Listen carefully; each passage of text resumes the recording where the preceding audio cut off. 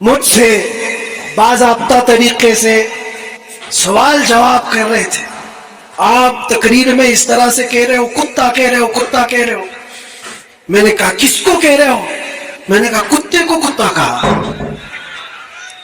کس کو کہا جائے گا؟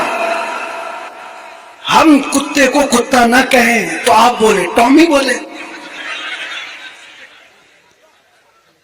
عزیزان گرامی وقار، یہ رونا کب تک روتے رہو گے؟ ناظرین السلام علیکم ورحمۃ اللہ وبرکاتہ. ناظرین، وقف امینڈمنٹ بل کے خلاف جو پروٹیسٹ ہو رہا ہے جگہ جگہ، سپریم کورٹ میں یاچیکا داخل بھی ہو گیا ہے. مفتی سلمان اظہری صاحب اپنا بیان میں کیا کہہ رہے ہیں وقف امینڈمنٹ بل کے خلاف، کیا کہہ رہے ہیں، مسلمانوں کو پیغام کیا دے رہے ہیں، آپ سنیے آخر تک. آئیے آپ کو سناتے ہیں بیان مفتی سلمان اظہری صاحب کا.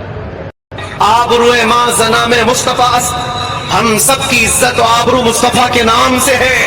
ہر چے دری دنیا باد مصطفیٰ است، جو کچھ اس دنیا میں ہمارے پاس ہے وہ نبی کے بعد ہے.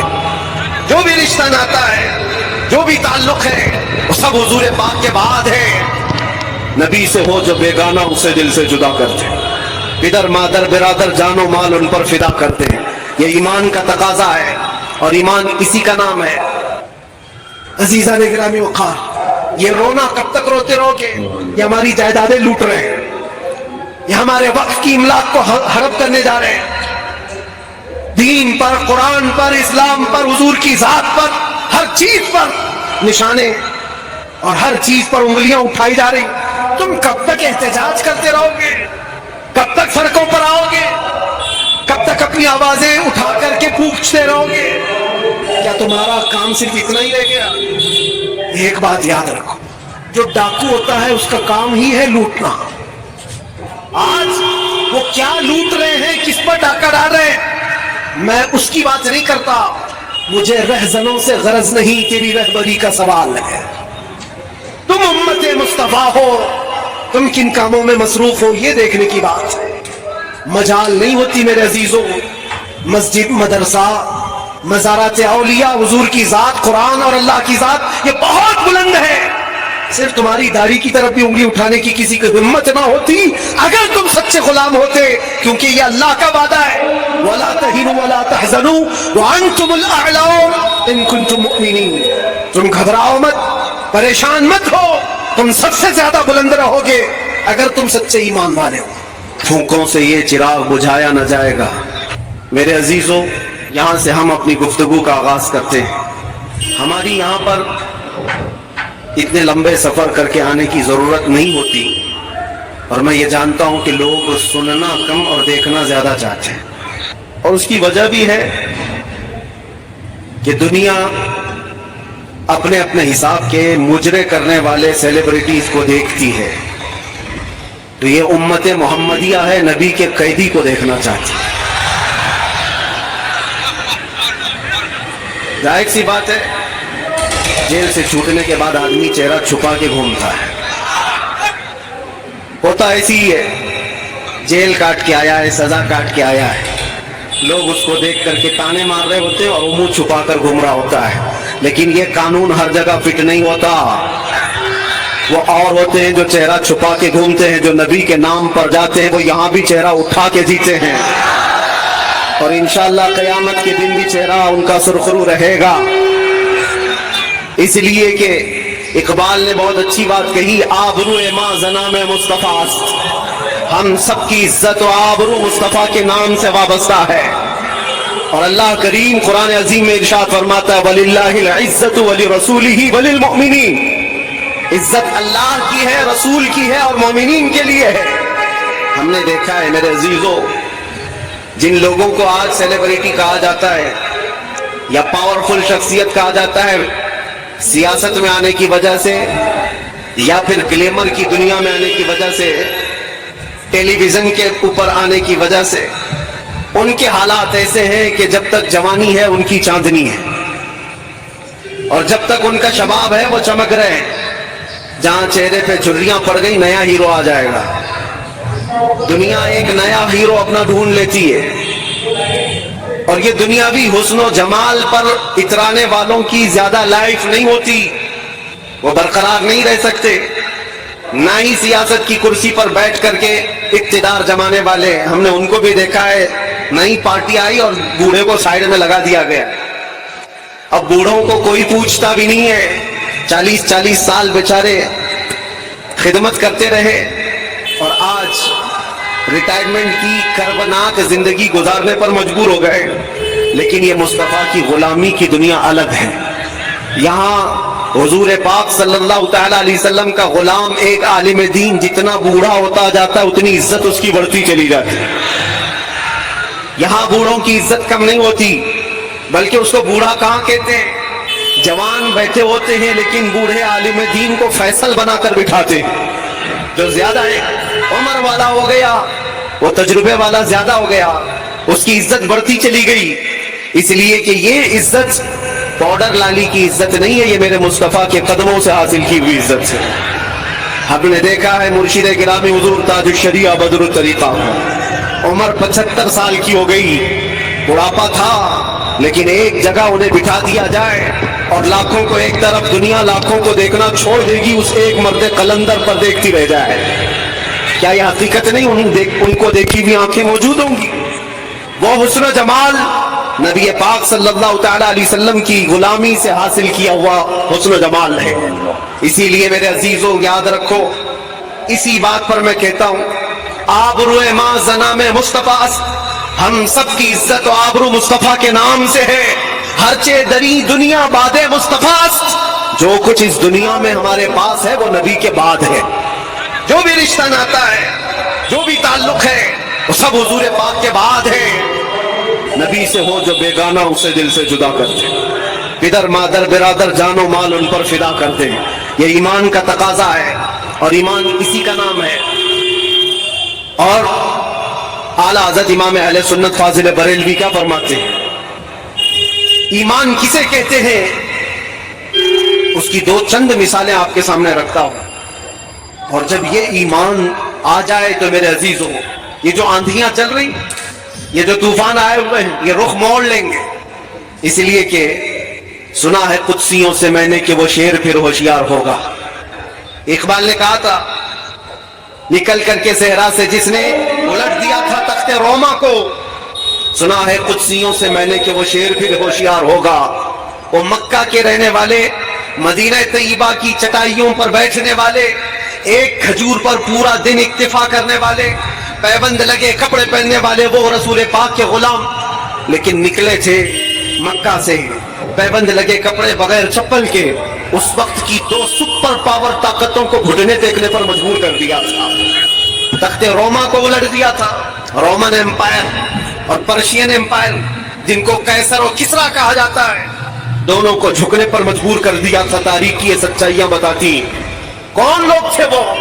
خالد بن ولید، سیف اللہ المسلول، 4 لاکھ صلیبیوں کے سامنے مقابلے کے لیے کھڑے تھے.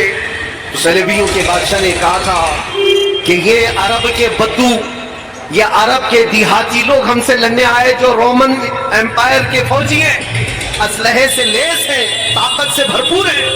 تو خالد بن ولید نے کیا کہا تھا جانتے ہو؟ آپ نے کہا تھا، رومیو، جس طرح تمہارے فوجی شراب پسند کرتے ہیں، ہم وہ فوج لے کر کے آئے ہیں، تمہاری شراب سے زیادہ ہم شہادت پسند کرتے ہیں. یہ وہ لوگ ہیں جو شہادت کے لیے جیتے.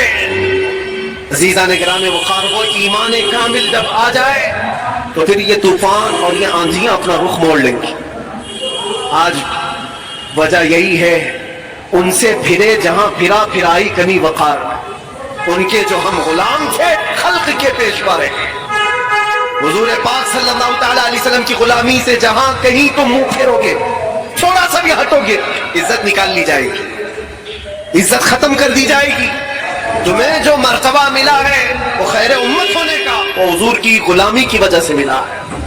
عمر بن خطاب رضی اللہ تعالیٰ عنہ 36 لاکھ اسکوائر کلومیٹر پر حکومت کرتے تھے. تب آپ نے یہ نہیں کہا خطاب کا بیٹا عمر اتنے بڑے خطے پر نگران حکومت کر رہا ہے، بلکہ آپ نے کہا تھا ہمیں آج جو عزت ملی ہے وہ حضور کی غلامی کی وجہ سے ملی. وہ فخر یہ کرتے تھے، خالد بن ولید 125 جنگوں میں گئے, ہر جگہ فتح یابی, ہر جگہ فتح. کبھی خالد بن ولید نے یہ نہیں کہا میرے بازوؤں میں وہ طاقت ہے کہ میں ہر پہلوان کو زیر کر دیتا ہوں, جس جنگ میں جاتا ہوں فتح کے جھنڈے گاڑ دیتا ہوں. نہیں, خالد بن ولید کا ایمان تو یہ تھا کہ ان کے سر پر ایک ٹوپی تھی جس میں حضور کے 3 موئے مبارکہ تھے. وہ فتح کا صحرا انہی موئے مبارک کو دیتے اور کہتے یہ نسبت میرے ساتھ ہے, اس لیے اللہ مجھے ہر جگہ فتح عطا کرتا ہے. انہیں جو عزتیں ملی تھی دنیا میں, جو اقتدار ملا تھا, وہ حضور کی غلامی کی بنیاد پر, اور آج ہمارے پاس جو عزت ہے وہ حضور کی غلامی کی وجہ سے.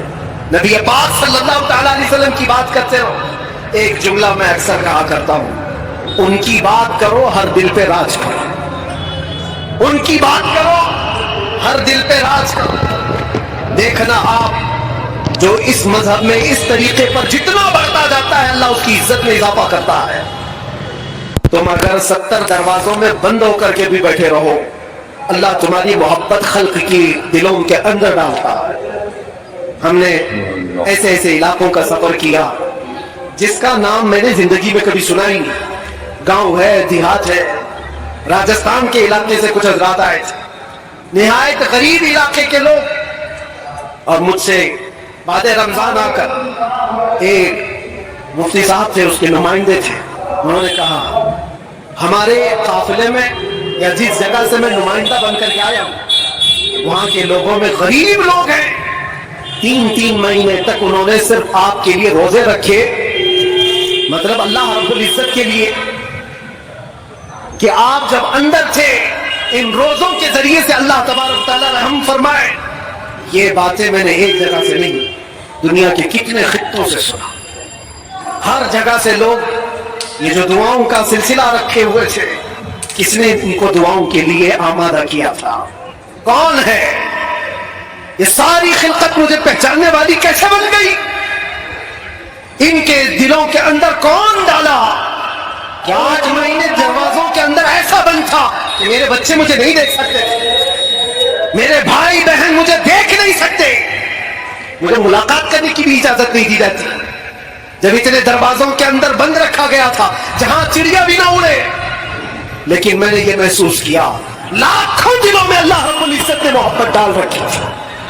اس کی وجہ یہ ہے چوری کر کے گیا ہوتا, لوٹ مار کر کے گیا ہوتا تو لوگ یہی کہتے کہ کچرا تھا چلا گیا. حضور پاک کی بات کر کے جائے تو مرنے کے بعد بھی اللہ اس کو دلوں کے اندر زندہ رکھتا. یہ تو قید خانے کے اندر گیا جہاں سے آنے کی امید ہوتی ہے, قبر کے اندر بھی جائے تو اللہ تعالیٰ اس کا نام زندہ رکھتا ہے. اسی لیے میرے عزیزوں ایک نقطے کو سمجھ جاؤ, حضور پاک صلی اللہ تعالیٰ علیہ وسلم کی محبت اور ان کی غلامی یہ اصل ایمان ہے. اور یہ ایمان جس وقت آ جائے بڑے بڑے طوفانوں کا وہ مقابلہ کر سکتا ہے. آج پوری دنیا کے مشاہدے سے یہ پتہ چلتا ہے ہنگامے اتنے ہو چکے, اتنے خطرناک طریقے سے امت کو لرزا دیا گیا ہے, لیکن اس امت کا حال یہ ہے کہ یہ خواب گراں میں ہے, یہ ایک لمبی نیند میں ہے. ہمارے نوجوان وہ بچے جن کو میں آج بھی نشے کے اڈوں پر دیکھتا ہوں تو دل روتا ہے. جیل کے قیدیوں میں اکثر وہ لوگ تھے جو نشہ کرتے تھے یا بیچتے تھے, پکڑے گئے اور اندر آئے.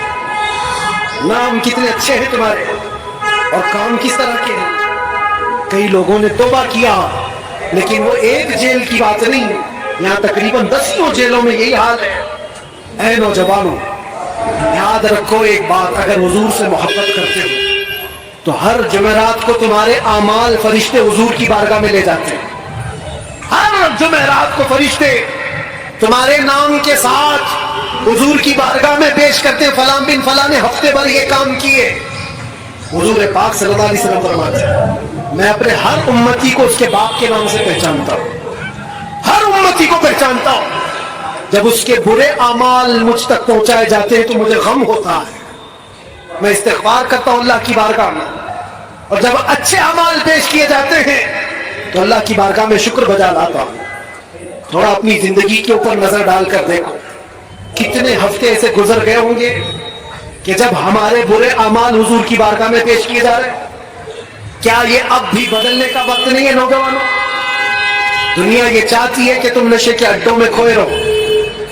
کچھ علاقوں میں ایسے بھی میں نے دیکھے ہیں جہاں بڑے بڑے لوگوں کا انہیں سپورٹ ہے کہ کرو تم نشہ، بیچو تم نشہ، تمہاری نسلیں برباد ہو جائیں، تمہارا علاقہ برباد ہو جائے.